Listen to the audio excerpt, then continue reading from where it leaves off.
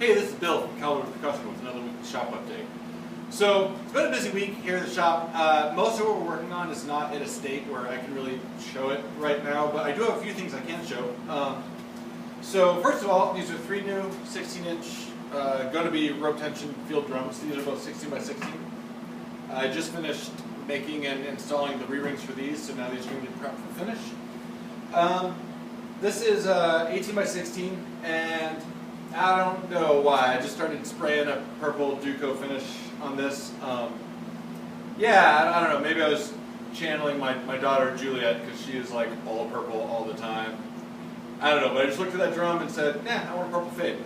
So I haven't quite decided what I'm going to do with this, but I think I'm going to kind of get a little crazy with maybe some really cool powder coating on hardware and I don't know, colored rope. I don't know. I'm not really sure what I'm going to do with this yet, but I think it's going to be a really fun one. Also, this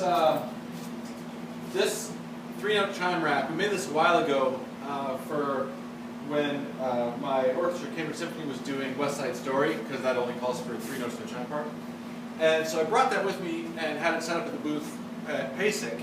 And when I was talking to the guys from Steve Weiss, they were like, "Oh man, that's a really cool idea. You know, kind of having this this rack that just hold 1 note or 3 notes or 5 notes, whatever, for chimes, and it's something that's sturdy and it's beautiful." They're like, "But we can never sell that. It's like you can't gig with that. It's way too big. And there's like a piece of furniture, And it's one thing like at a university, like in the percussion room, or for an orchestra where it's moving equipment or storing equipment like right near the stage, not that big of a deal. But you can't put that in a hardware bag, So they're like, "Hey, could you make like a modular version of that, something that would be collapsible?" And that got me thinking. I was like, that's a really cool idea. So they sent me a couple of these Liberty One Rack V-clamps, which are super cool. And what I'm thinking I'm going to do is kind of make a modular sort of thing where the mount and the retainers are separate, and on these V-clamps, then maybe put the whole thing on a beefy cymbal stand or a big mic stand or something, and then that way you could just like take it apart and you actually could just throw it in a hardware bag. But the other cool thing would be height adjustable, and that's something I hadn't really thought of. But when we were talking, like playing in pits and stuff, especially like you're back to the corner of the pit, like maybe half under the stage, and you're in the corner of the drum set, a bunch of other stuff. You've got your chimes. And, if you only need a couple of notes anyway, and you're sitting down, having a big chime rack is just not at all practical. It's too high to play, and it won't fit.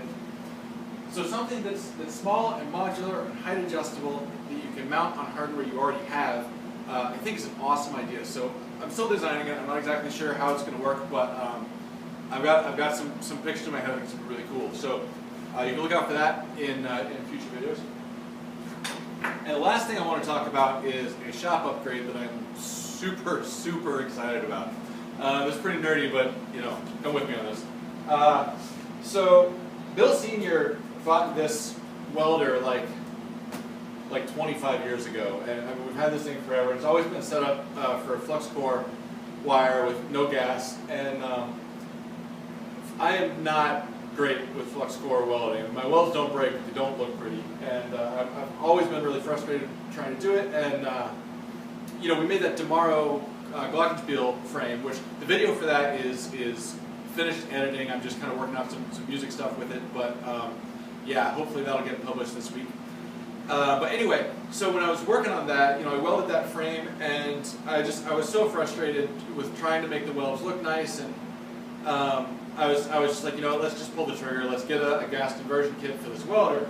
So Bill Sr. spent a couple hours yesterday taking this thing apart and converting it over to use it as a MIG welder and not have to do flux core welding anymore. And oh my God, I cannot tell you how excited I am about this tool.